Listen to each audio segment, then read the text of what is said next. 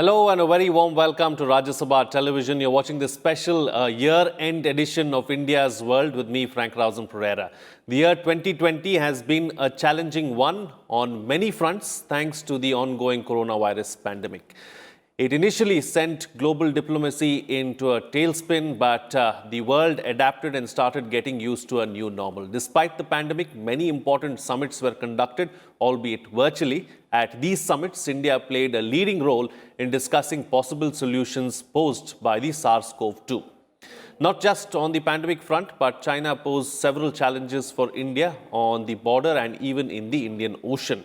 But India stood up to the bully and took some bold steps. New Delhi was joined by several like-minded countries to try and move away from China. The Quad has been strengthened and Australia joined the Malabar Exercises in 2020. There was much more that transpired through the year as well. But in this edition of India's World, we will look back at New Delhi's foreign policy in 2020. Joining me on the program today are Professor C. Rajamohan, Director, Institute of South Asian Studies, Singapore; Prabhu Dayal, former ambassador; and Professor Swaran Singh, Chairperson, Center for International Politics, JNU. Thank you to all my guests for joining me on this special edition of India's World. Professor Rajamohan, let me begin the program with you first. How would you look back at the year 2020 and look at India's foreign policy? What were the key highlights for you? I think, Frank, you summarized the main developments of the year. I think the pandemic, which has had a severe impact on India's economy, is going to have a significant effect on the way India does business with the rest of the world. While the contraction of the economy is probably a short-term one, the longer-term consequences are going to come from India's decision to formalize a strategy which is focused on self-reliance or Atmanirbharata. We've seen India walk out of the Regional Comprehensive Partnership, which is an Asia-wide agreement, in 2019. And in 2020, it became a formal decision.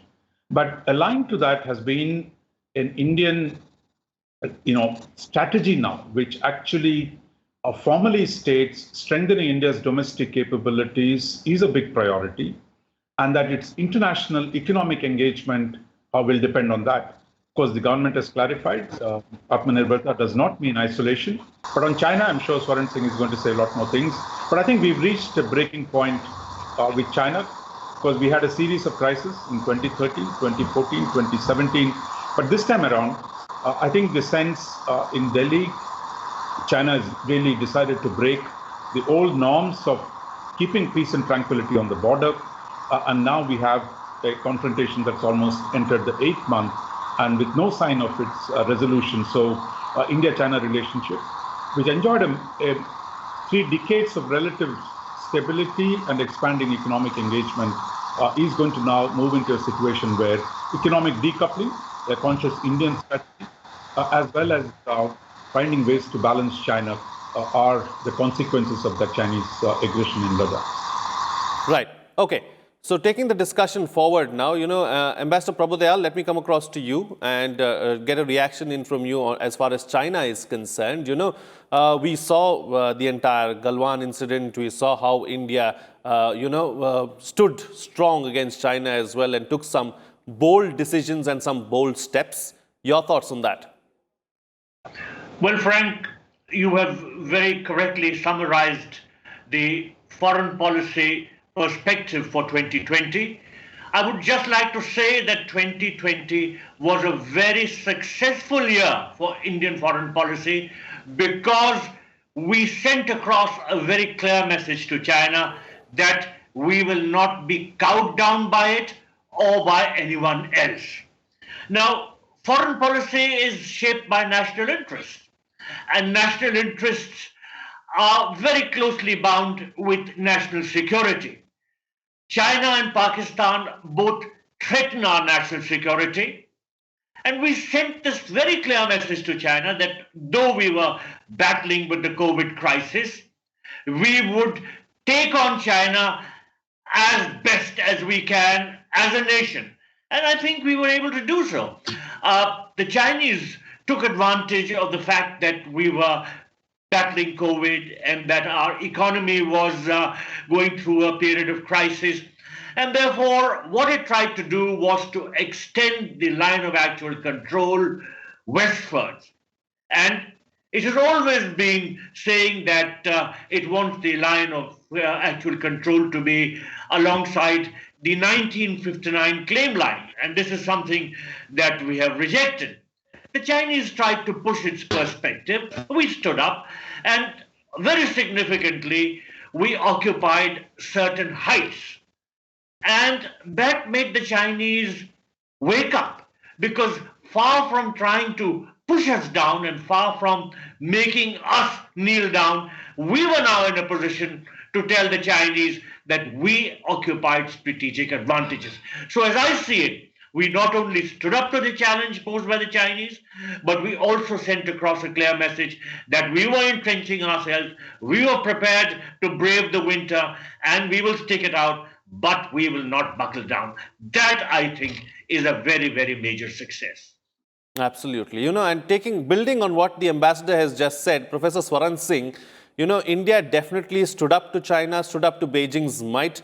Several other countries from around the world also wanted to join in. There were talks initially about how supply chains need to be, widened. It can't just be China-centric. Several countries also tried to move away from China, but did not manage to do so at the end of the day. I mean, they're still so dependent on China. India is the only one who seems to have completely, distanced itself from China. Why is that so, do you think? Why haven't the others been able to do that? Very clearly, India is the largest, both in terms of size of territory, in terms of population, in terms of economic power. It's the largest neighbor of China. And therefore, not only India stood up to China challenge, but that was also being seen clearly by the rest of China's periphery. So we saw year 2020 shifting Indian foreign policy. For example, India's hydroxychloroquine or paracetamol were going to 150 countries now. And of course, India's entire medical health services workforce and production capacities now in case of producing vaccine, for example. They were the new kind of elements of Indian foreign policy that brought India a certain influence, access, and at least visibility for sure.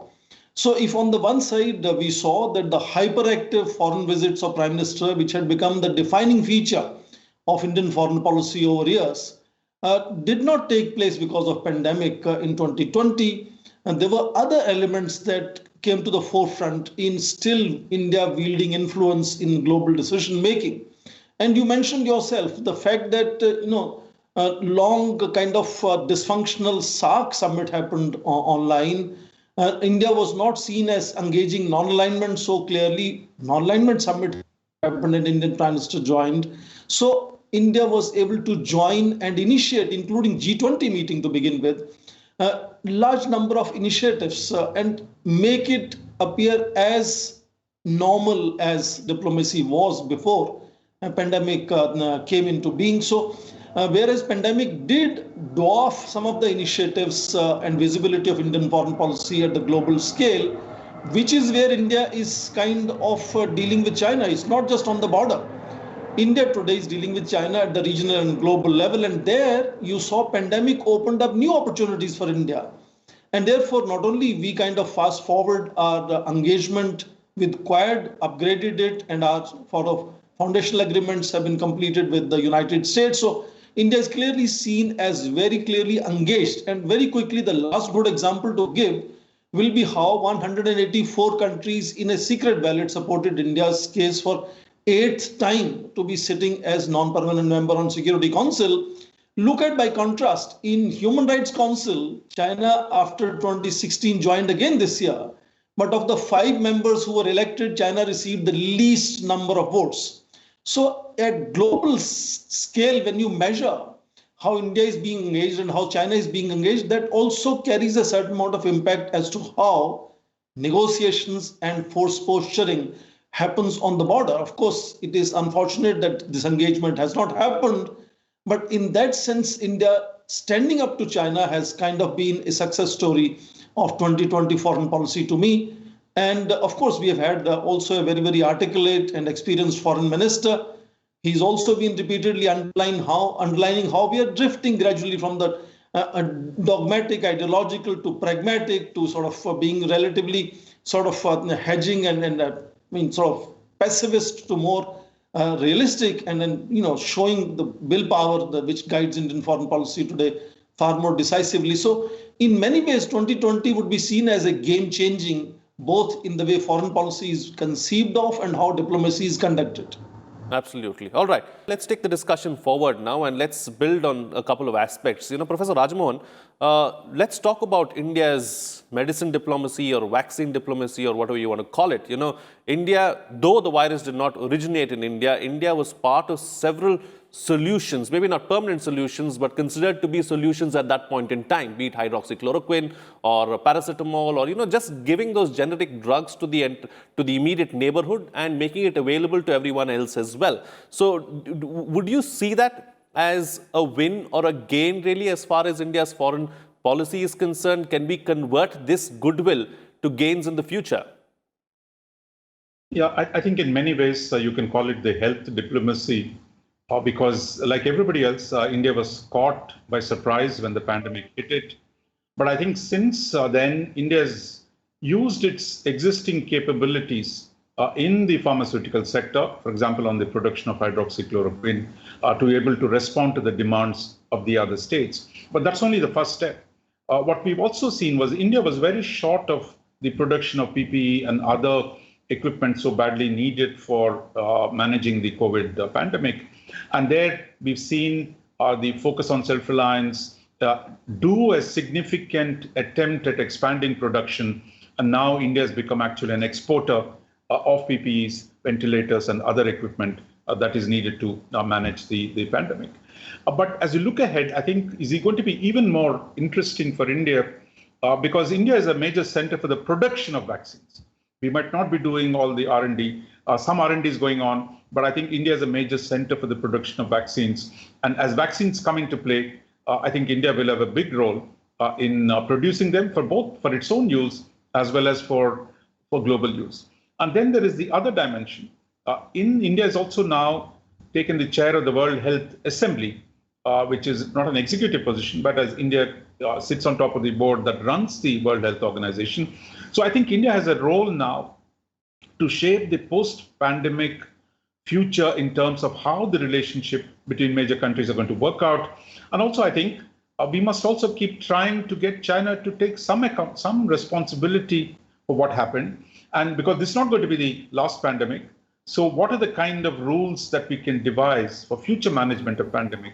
All these will constitute what you might call the health diplomacy, which has become a major part. And I think finally, one of the shortcomings we have with our pharmaceutical sector is our dependence on China for the intermediaries, what is called the APIs, which we became dependent on China. But I think there is a conscious effort now that the full cycle of vaccine production, producing various pharmaceuticals can be done in India. And there, you mentioned, I think Professor Swaran Singh also mentioned, working with others to build sustainable, resilient, trustworthy supply chains in the pharmaceutical sector. There is, I think, a huge opportunity has opened up for us in working with other like-minded nations. Can we produce a new supply chains for the global pharmaceutical industry? Absolutely. So let me talk about another aspect as well. Ambassador, let's talk about some of the major summits that took place and India's role at these summits as well. Let's start with the UN. India was, brought up several issues there, spoke about terrorism and how terrorism is a problem, is a menace for the entire world, and also UN reforms. Well, you very rightly said that terrorism is a menace for the entire world, and India has been raising its voice on this issue very, very consistently. Now, terrorism for us is a very, very serious problem because Pakistan has made it a cornerstone of its foreign policy to wage proxy war against India by using non-state terrorist actors. Now, what has started to change in recent years is not just that we raise our voice in a very effective manner at international fora, but that we have started to attack terrorist bases inside Pakistan. That is a major success of our security and foreign policy. We have been able to convey the world that Pakistan, in fact, has been helping these non-state actors, and therefore we have no other method available to us than to destroy the terrorist bases which exist in Pakistan. And by and large, the world has supported us in this regard. You may recall that we have been withstanding these attacks for a very long time. There have been attacks like the one on our parliament, the Mumbai terror attacks, the Pathankot terror attack, the Uri terror attack, and last year the Pulwama terror attack. But what has changed in recent years that we have decided to attack these terrorist bases inside Pakistan and make it pay. Significantly, we have also utilized the international opinion, which is in our favor, to rein in Pakistan, particularly by putting it on the grey list of the Financial Action Task Force. Now, Pakistan has not been reined in, but the international efforts which are being made in this regard are beginning to have effect. Very significantly, in the international context, we are now going to be a member of the Security Council, though in a non-permanent capacity. And there is significant international opinion that is building to the effect that India should find a place as a permanent member. So we have been able to play a very decisive international role. You referred to the international summits which India has been attending. Let me mention that last month alone, in November 2020, India attended 5 major summits, though, of course, these were through virtual interaction. The Shanghai Cooperation Organization Summit, the ASEAN Summit, the BRICS Summit, the G20 Summit, and the SCO Summit. Now, these were all summits which India attended in 1 month alone, and where we were able to outline to the world what our global role is and the manner in which we are using our scientific abilities to combat COVID. So India has been able to strengthen its abilities to play a global role and at the same time combat challenges which emanate to it from across the border in a very effective manner. Absolutely. So, Professor Swaran Singh, let's talk about the Quad as well and talk about the Indo-Pacific and the Indian Ocean and how India has played a significant role there too. Again, you see India's engagement with Quad, which saw upgradation to ministerial level talks, is guided by China because China has emerged as a major challenge in Indian Ocean. And in the Quad, India is the only country that has direct impact of what happens in Indian Ocean. Australia and Japan are much more focused on the Pacific and of course are in alliance relationship with the United States. So India's locus for upgrading engagement with the Quad is partly geared by the fact again that China has emerged as a challenge in Indian Ocean. And now with the ratcheting up of border situation, we have seen India increasingly harmonizing with the American interests in how to manage the security architecture of the Indo-Pacific region and how Quad increasingly is becoming the central axis of the new security infrastructure or architecture in that region. And people are even saying that potentially Quad or at least Quad Plus could replace ASEAN as being on the driving seat in regional security architecture of that larger Indo-Pacific region, because over time ASEAN has been engaged and cultivated by Chinese. You will remember the East Asian financial crisis onwards, how the U-turn took place. ASEAN, which was created to contain China at one stage in 1960s, in 1990s, it was engaging China as a friend. So the fundamental principle of ASEAN being on the driving seat was that it will never hurt the core interest of major powers. Now, on the one hand, China has emerged as a major power. On the other hand, China has also emerged as a friend of ASEAN. And it's not normally seen that ASEAN members, despite having serious disputes in South China Sea, we don't see normally ASEAN standing up to China the way, for example, India stood up to China. So India's engagement with Indo-Pacific is both a trigger as also a reflection of India's inching closer to United States in that sense. And I think that is partly again triggered by our China challenge that we are trying to engage here. But nevertheless, when you sort of come closer to United States, it's a package deal. You come closer to about 24 friends and allies of United States. So that adds on to your stature and visibility at the global scale. And that is why you saw one after another virtual summits happening by Prime Minister Modi with either the Japanese Prime Minister or the Australian Prime Minister. Australia joining the Malabar naval exercises, which are now becoming the Quad naval exercises. So in that sense, quadrilateral has moved from just being a security dialogue to now not just security and strategic, but also decoupling again. China, India, Australia, trilateral resilience initiative, if you remember. So Quad is gathering much more critical mass.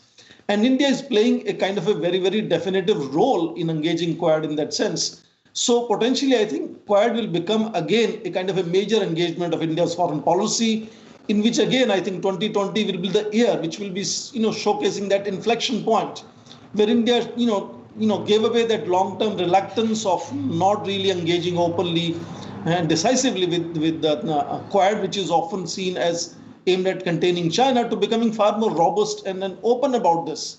So Right. Quad would be again another major inflection point on India's foreign policy for 2020. Okay. Time now to get closing comments from all my panelists, starting first with you, Professor Rajamohan. From a strategic point of view, is it safe to say that we've done reasonably well in 2020, but probably on the one front that we have, I wouldn't say faltered, but we could have done better is probably trade, because, we've been trying to sort out these FTAs. Of course, we know what happened with RCEP, but FTAs with, say, Europe, with Australia, or with some of the other countries as well. No, I would just say three things. I think one, with China, though the Chinese threat had been growing over the last many decades, I think there was an ambivalence, hesitation to confront the problem that India was facing from China, growing power imbalance, Chinese expansionism. So there was a hesitation to directly face up to the problem. So in some senses, what the Chinese aggression did was now there's no longer any confusion in Delhi. I think what is the kind of threat we face from China and what are the kind of responses we need to do. And I think that is a significant departure that has happened. Second, I think on the US, Professor Soren Singh has already said, there was a hesitation in drawing closer to the US. And I think what we've seen is that hesitation has now disappeared. And of course, it is not going to be, India is not going to be an Australia to the United States or a Japan to the United States. It'll be an independent partnership, but I think there is no longer that self-doubt, half step forward, two steps back, that kind of an approach that we saw for many years. Today, I think there is going to be a robust engagement with the US on our own terms and for mutual benefit. And that also extends to now one of the new changes that have taken place is really the new interest in Europe that India is now taking, that Europe is going to be a major partner. France has emerged as a very reliable strategic partner, which blocked a lot of the Chinese-Pakistani initiatives in the Security Council to take Kashmir question there. So I think Europe, we're going to see a lot more of Europe in India's foreign policy. That's again a major thing. And on the trade, as you said, it is not a setback, I would say. It is a signaling a different strategy. In 1991, we undertook reforms while opening up our market to the others. I think we did not do enough to strengthen domestic manufacturing capabilities. Now, India is saying we're not going to, abandon 91. What we're doing is we're going to strengthen our capabilities. So how we deal with trade is going to be different. We want to be part of the supply chains. We want to engage all the major trading actors, but decoupling from China, strengthening ties with our partners, other partners, and more importantly, using collaborations to strengthen India's manufacturing sector. That is a big change that has taken place. The effects of this will be visible over the longer term. Absolutely. Ambassador, 2020, would you say, posed a different kind of a challenge as far as India's diplomacy is concerned? No, challenges for Indian diplomacy have always been around. But what compounded the challenges were, first of all, the impact of COVID on India's internal system, particularly its economy. And secondly, the ganging together in a very deliberate manner by China and Pakistan. Because China saw how India was engrossed with the problem of COVID, and together with Pakistan, it thought that this was a good opportunity to pressurize India in every manner possible. Now, this challenge is not going to come down. And therefore, for our diplomacy, combating the twin menace from China and Pakistan will continue to be a forefront challenge in the coming year. I must also mention that problems regarding trade are not likely to ease because other countries have been adversely affected by COVID and are unlikely to be so open-minded in regard to trading with other countries. So I think we have a tough year lying ahead of us, but given the sort of resolve which we have so shown in 2020, I think that we can put it past all challenges that we confront. All right. And Professor Swaran Singh, close the show for us with your concluding remarks. Thank you. Year 2020, for example, saw some decisive changes in India's diplomatic tactics, but not in strategy. So fundamentals of foreign policy have not changed. Some elements, some leverages of diplomacy that were very, very prominent before were marginalized because of pandemic, but we also saw pandemic throwing up new elements of foreign policy, new leverages of diplomacy, and we discussed how health diplomacy has emerged as one of the major levers of India seeking and wielding influence. So, of course, India was inching closer to United States very clearly, but we also see that India today is holding presidency of Shanghai Cooperation Organization, of BRICS nations, which also means the trilateral of Russia, India, China strategic triangle. So India's engagement with Russia and China remains equally important in foreign policy engagements of India. And therefore, you will notice that this kind of role that India wishes to look for itself in being a stabilizing power, in being a kind of a supporter of multilateralism in Asia, or a net security provider using institutionalization and norms of foreign policy at the global level. That element, I think, the fundamentally which defines Indian foreign policy has not moved away in 2020. But yes, we have seen a drift in terms of how tactics of diplomacy are conducted. And in that sense, there is a certain maneuvering that happened in 2020. But potentially, yes, they could become decisive if China challenge doesn't get resolved in coming years. But as of now, I think there is a certain, as Professor Rajamohan mentioned, reluctance to me that continues even today in ensuring that we are balancing our engagement with almost as many powers in as many sectors as possible. And we are still extremely shy of taking sides. That maneuvering space for India may have decreased in year 2020, but India has still continued to manage that maneuvering in engaging as many nations as it can. Right. All right. On that note, then, I'll call it a wrap on this edition of India's World. Thank you to all my guests for joining me on the program and putting things into perspective for us. What's coming out of this discussion is that 2020 has indeed been an extremely challenging year as far as India is concerned. But Indian diplomacy has stood strong.